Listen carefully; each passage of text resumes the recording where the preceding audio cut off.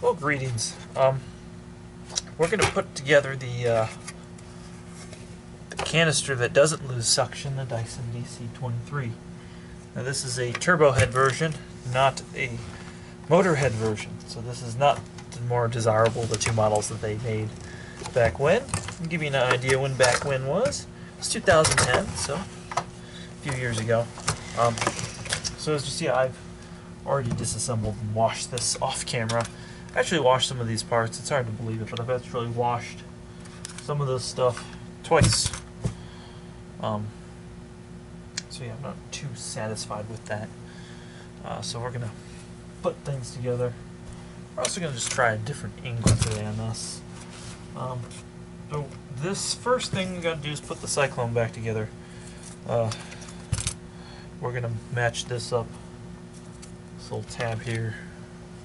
Let's match that up. Everything will go back together. Yeah, and that's kind of the thing when you're putting these back together is how do they go together once you take them apart? Because you have to let these things dry for a good 2-3 days sometimes. In this case, I had to wash it after I already had it dried because it was still dirty. So these long screws are going to go in here first. And just like changing the tire, I think I should work over here. We're going to do a little bit more over here. Just like changing a tire, you want to kind of cross do them when you put these on, so that everything tightens up evenly. I believe, double check the screw. I think these are 15 still. Yeah, some cyclone screws are 15, some are 10s, some are 8s. You don't ever want to use a whole lot of torque either with cyclone screws because this plastic's especially cheap with Dyson. Alright, that's it. So, crossed down our screws. I'm actually going to turn the torque down even a little bit. One of those screws countersink itself. You know, you saw me do.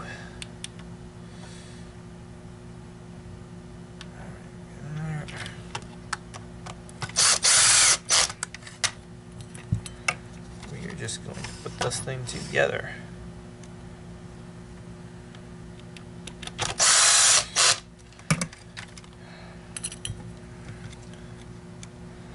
There are just so many pieces in these cyclones, and they've gotten increasingly more complicated just for nothing other than restricting airflow.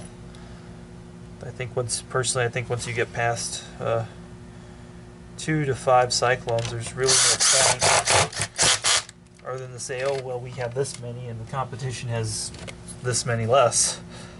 So you just kind of get into a pissing match essentially. You want to make sure always want to make sure these work and everything's steady. Putting that back together. So now comes the oddity of putting this together. You'll see me looking around for a gasket that I don't see on my bench. But there's a gasket that's the shape of this white thing, which honestly you can put together without it, and I've not noticed a performance difference. But again, I'm sure it's above my pay grade. And almost every Dyson cyclone has some sort of reference point, so you can see the holes are different. You can see the reference point here. If we look at this, there's the reference point. So that's what we're going to use when we're putting this gasket together. Make sure everything's lined up. I don't want to put anything together wrong. And then you got to figure out where that reference point is, which in this case is randomly on the cyclone right there. So just off-center to one of the sides. There's no real logic on that one. Some of the times the reference point lines up with the back or something like that, but not on this thing. So then where's there we go. And that just goes on like that. Again, no clear reason why this white thing and this need to be separate pieces. Not super clear. And we're going to see yet again. So our reference point, you can see the square notch there. You can see where that is going to fit in there. So we're going to fit those together. And that's quite a nice one. This is quite a nice, this is kind of, Dyson was really trying in this era of machine, really trying to make something special out of themselves, really trying to maybe not make quality machines, but they were trying to do things that were innovative. So we're going to put this together. I've got my gun on the lowest torque, and that's actually kind of too much, so I would suggest you probably put this together by hand if you're not terribly familiar with this sort of stuff. Yeah. I seem to have left the cyclone piece out, I just realized. I was like, wait, this isn't lining up. So we're going to do that again. And the thing about this vacuum is it's rare enough that I don't do it on a regular basis. I see DC41, 65s, animal ball 2s every day. I don't see this every day. Okay. So we're actually going to pull all the screws out. Again, because there's not a whole lot of logic to this. And the worst thing about this is this actually probably works just fine. The part that makes the seal on the gasket here is actually going to be this thing. So this is just an extra cyclone that the unit has, which actually does, this cyclone does more work than these little guys. If they just had this and the one going around, they'd be, machine would work better. You'd have higher rate of airflow. Of course, you'd have to have a different kind of filter here, but that's really besides the point. Again, these things are designed to have a very limited life. They're designed to be a certain kind of way. I'm going to remagnetize that. There we go. So this probably has a reference point on it. Does not have a reference point on it. It seems to be pretty symmetrical. That makes more sense. Alright. So again, looking for this square, which will line up.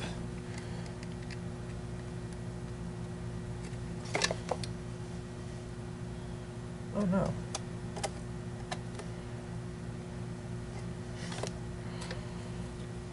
Alright.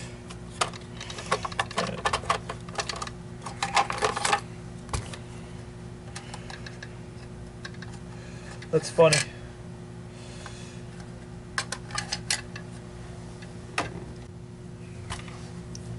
Alright, we're back here. So we're going to redo this now that I fixed my little mistake there.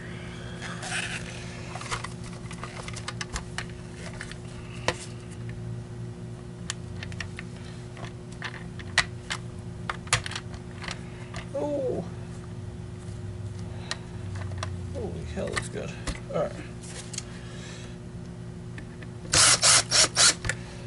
One thing really, I wouldn't recommend using a gun with this. I really wouldn't.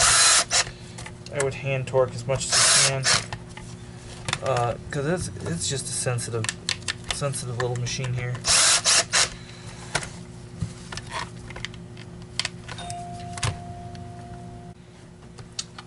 Constant interruptions. All right.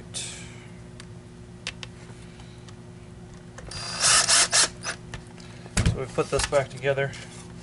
Now we're going to put the shroud on. Usually there's a guide on the shroud. I don't see a difference, and the shroud seems to be completely symmetrical as far as where these are. A lot of times one of these is covered, so the intake is different. So I'm just going to pop the shroud on. Make sure all the tabs line up, which they do. I got one little something stuck there. Clean that out. Screwdriver.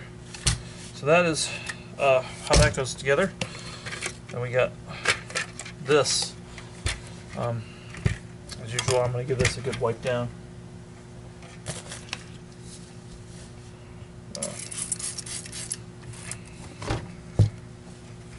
both inside and out.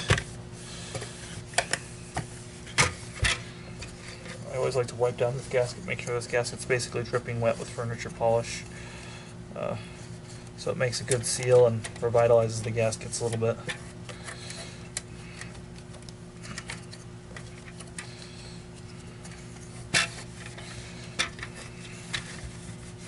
You can see how thin this opening is. I mean, that is obviously going to be a problem for some people.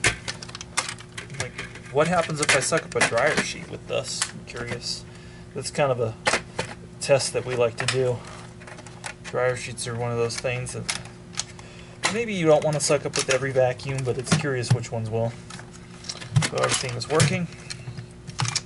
So we've got some paint. We'll just remove that.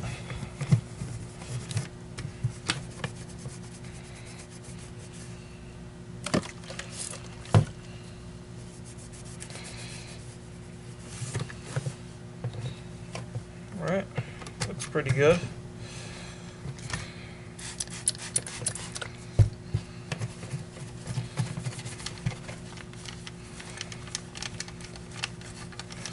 Cyclone, done. So next, again, we're going to clean off the gaskets nice and good.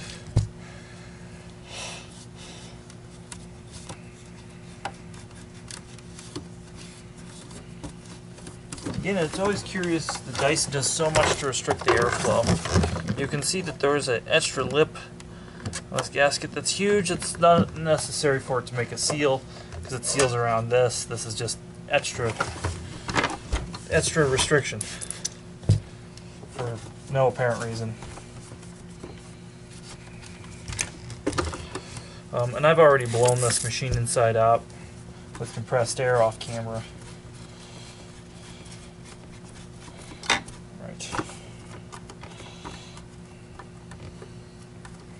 Now we're going to put the machine on the side. You're going to get to see the magic behind the wheel. So as I stated previously,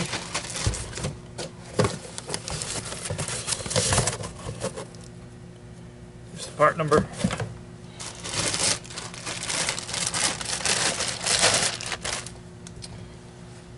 Old versus new. Just see the yuckiness versus the cleanness. So we're going to put this on. And I'd recommend every 1 to 2 years customers replacing this filter. It's got a lot of surface area, so I think it's meant to last. There's maybe twice as much surface filter as there is on like a Miele machine. So that's what I base that off, why I say that will last longer. But it does deal with more dust at the end of the day. So we line that up, stick that in. Getting a little bit of furniture polish helps. And then what was curious to me is that the relief valve right here, and this valve, the purpose of this valve, it bleeds suction when you get something stuck or jam the machine, or you don't change the filter to save the motor. So it's kind of an extra feature, and numerous vacuum companies have those. I'm going to wipe down these gaskets really good first.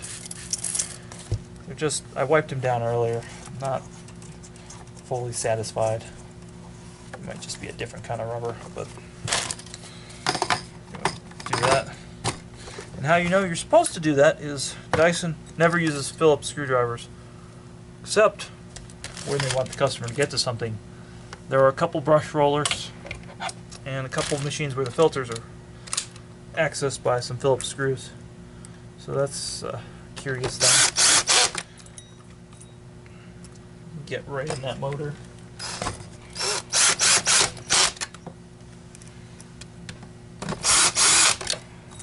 Right.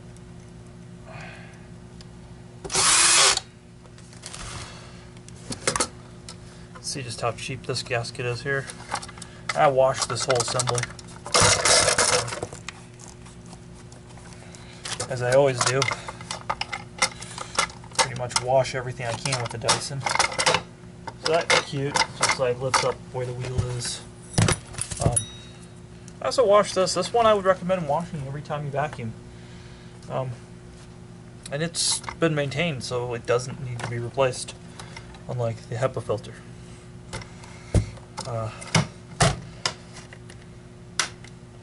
That's locked. The Dyson says 3 months, but that's, I don't know where they would get that number from.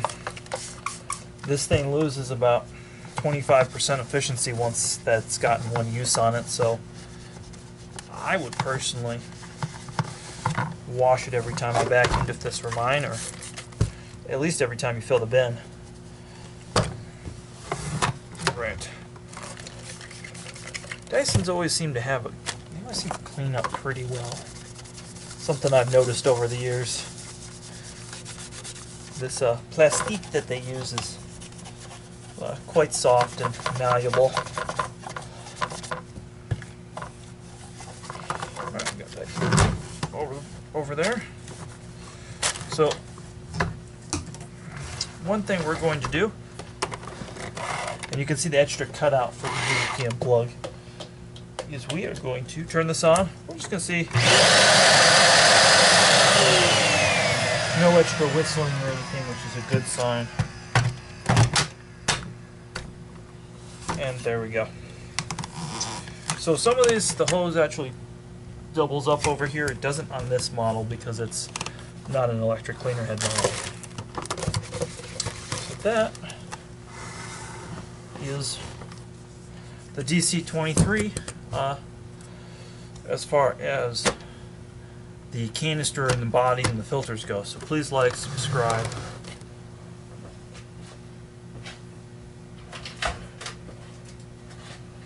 I thought I'd bring this out just to show this. So the wands on these, plug it in. Plugs in right there and it separates.